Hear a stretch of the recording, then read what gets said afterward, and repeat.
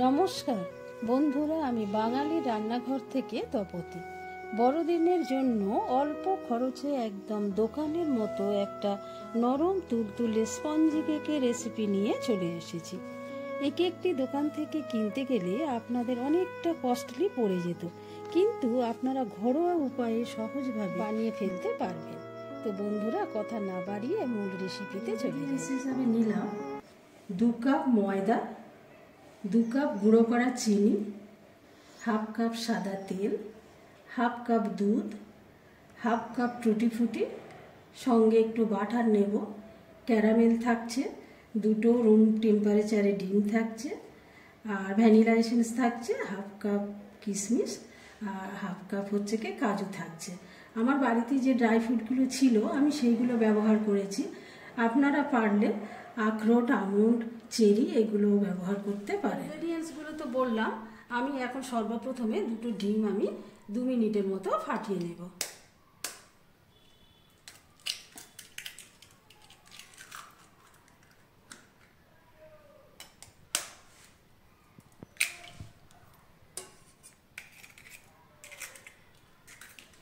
আমি এই hand weeks দ্বারা 2 মিনিটের মতো ডিমটা ফাটিয়ে নিচ্ছি। 2 মিনিটের মতো ডিমটা আমার ফাটানো হয়ে গেছে। দেখো বন্ধুরা, ঠিক যখন এরকম একটা সাদা রং আসবে তখন আমি পরপর আমার জিনিসগুলো অ্যাড করছি।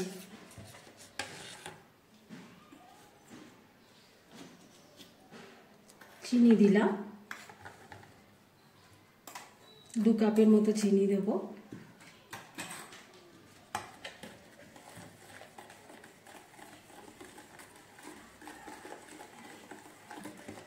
চিনি দেওয়ার পরে একটু 2-1 বার নাড়িয়ে নিয়ে এইবারে আমি সাদা তেল দিলাম।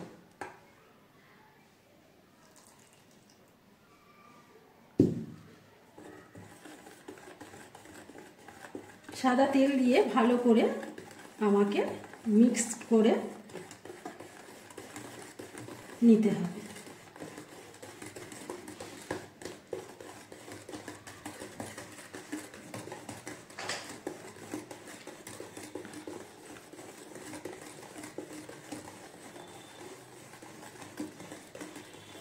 এবারে আসছি আমি ময়দা দেব। 2 কাপ ময়দা এখানে আছে।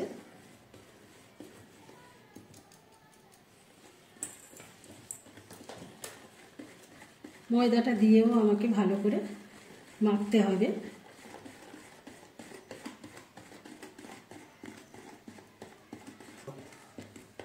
ময়দাটা দিয়ে বেশ খানিকক্ষণ এরকম করতে হবে। তারপরে এরকম যখন দেখবো যে খুব আঠালো হয়ে যাচ্ছে, আমি এই দুধটা আস্তে করে ঢেলে দেব। আর এই দুধের মধ্যে আমার টুটি ফুটি আধ ঘন্টা ভেজানো ছিল, সেটাও দিয়ে দিলাম।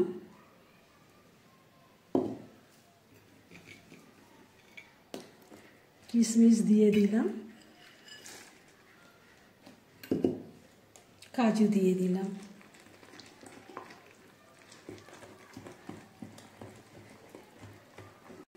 পাঁচ মিনিট এরকম করে আমাকে হ্যান্ড উইক্স দ্বারা মেশাতে হবে। আমি দিয়ে দেব 1 চামচ বেকিং পাউডার,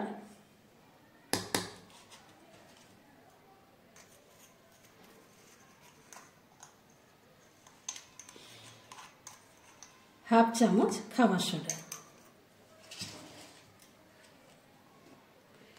সঙ্গে 1 ছিপি মানে 1 চামচই হবে আমি ভ্যানিলা এসেন্স দিয়ে দিলাম। এবারে আমাকে ফাইনালি ব্যাটারটা তৈরি করতে হবে।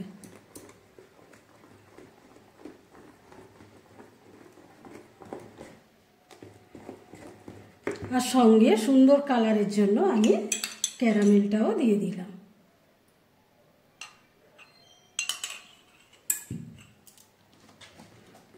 যারা কোকো পাউডার ব্যবহার করবে তাদের আর ক্যারামেলের দরকার হবে না।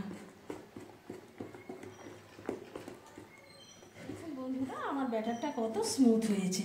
ঠিক এইভাবে তোমাদেরকেও নিতে হবে, তাহলে পারফেক্ট কেক তৈরি হবে। তো বন্ধুরা, এটা আমি 5 মিনিট ধরে খুব সুন্দর করে ফেটিয়ে নিয়েছি। এইভাবে না ফেটালে স্পঞ্জের মতো কেক আপনাদের হবে না। ফাইনালি 5 মিনিট ফেটানো হয়ে গেছে। তো বন্ধুরা, আমি এই মোলের ব্যাপারে একটা কথা বলতে চাই। আমি আগে থেকে এই মোলে সাদা তেল ব্রাশ করে রেখেছিলাম, তার উপরে একটা সাধারণ সাদা কাগজ দিয়েছি। তোমরা এখানে বাটার পেপার ব্যবহার করতে পারো। এবার আমি এই মোলটাতে ব্যাটারটা ঢালছি।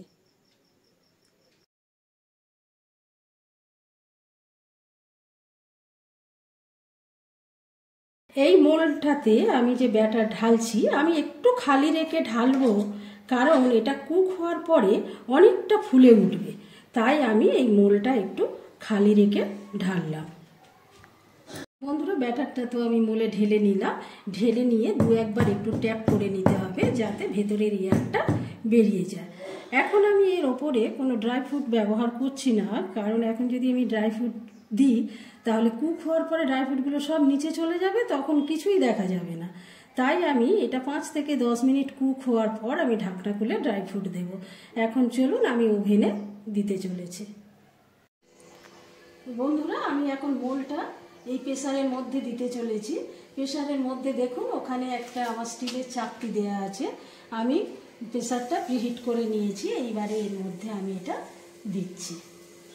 তাহলে আমি কেক মোলটা প্রেসারের মধ্যে দিলাম এবং গ্যাসটাকে আমি কমিয়ে দিলাম। দিয়ে আমি প্রেসারের ঢাকনাটা বন্ধ করলাম এবং আমি ভেন্টিলেটরটা খুলে দিলাম। এইভাবে আমি 5 থেকে 10 মিনিট পর আমি খুলে ড্রাই ফ্রুটগুলো ওপরে দেব। এই ঢাকনাটা আমি খুললাম। 10 মিনিট পরে এই অবস্থা। এর মধ্যে আমি ড্রাই ফ্রুটগুলো দিয়ে দিলাম।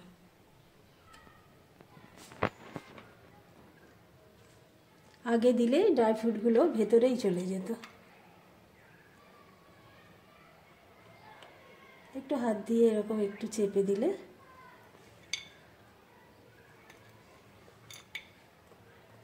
ফাইনালি ড্রাই ফ্রুটগুলো আমি সাজিয়ে দিলাম।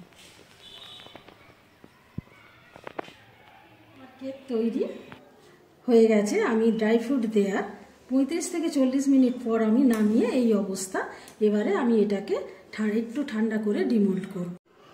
বন্ধুরা, এটাকে আমি ডিমোল্ড করছি।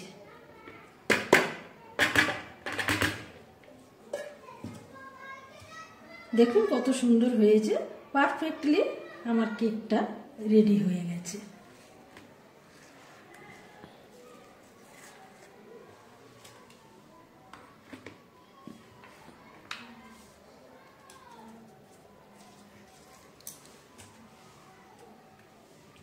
এবার আমি এটা উল্টে দিচ্ছি। দেখুন বন্ধুরা, কত সুন্দর হয়েছে। দেখুন বন্ধুরা, কতটা সফট হয়েছে, রঙও খুব সুন্দর হয়েছে, পারফেক্টলি হয়েছে। এবার আমি ছুরি দিয়ে এটাকে কাটবো। কাটা হয়ে গেলে সার্ভ করব। তো আমার রেসিপি তোমাদের যদি ভালো লাগে, দেরি না করে চ্যানেলটিকে সাবস্ক্রাইব করে দাও এবং ভিডিওটিতে লাইক কমেন্ট করে দাও ও বন্ধুদের সঙ্গে শেয়ার করো, যাতে বড়দিনের জন্য তারাও সহজভাবে এই কেকটি তৈরি করতে পারে।